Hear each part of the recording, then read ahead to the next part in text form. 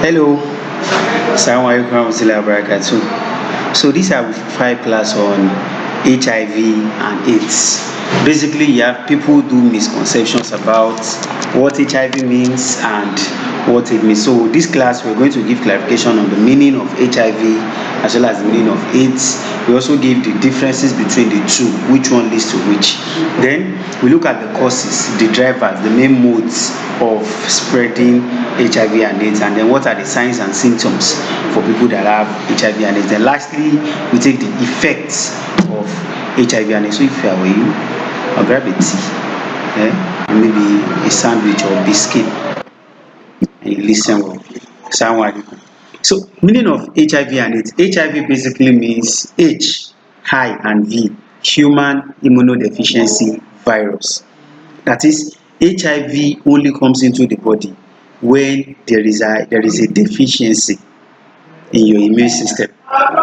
Immune systems are like soldiers in the body. Immune systems are like soldiers, so they help you to fight. They help us to fight diseases in our system. So when the immune system can no longer fight a disease, I guess meaning something is now more powerful than it, then it allows it into the body. And virus are like things that stay in the body. They do not leave. For example, your catarrh, once you have catarrh since you are 2 years or 1 year or whatever, you continue having it till it goes and it comes back. That is the same thing as HIV. So HIV is not like a deadly disease. Are you getting? It's just like the same thing as the way we see catarrh. Somebody that has catarrh, the same thing he has is what someone who has HIV has.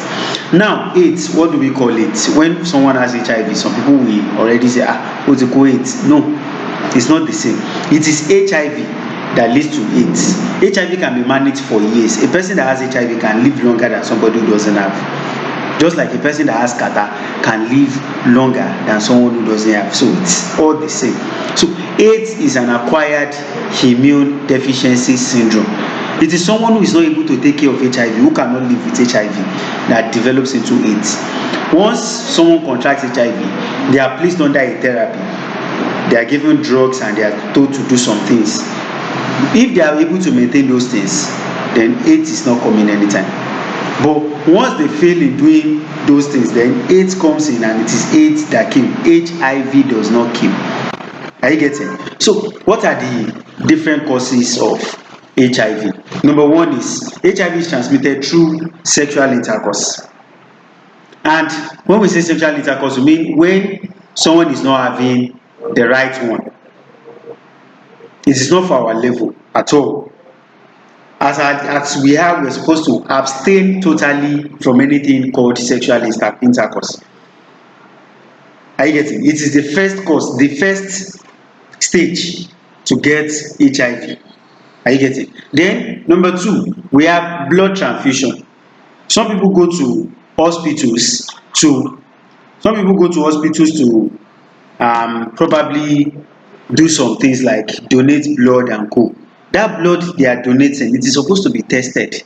If it is not tested and then it is transmitted into another person, if that person who they collected the blood from has HIV, then it's coming to the body of the person who collected the blood. Or if someone has a cut or something on his body, then this person we are talking about has HIV. It can be sent to another person through blood contact. That's why we advise that you don't use sharp objects.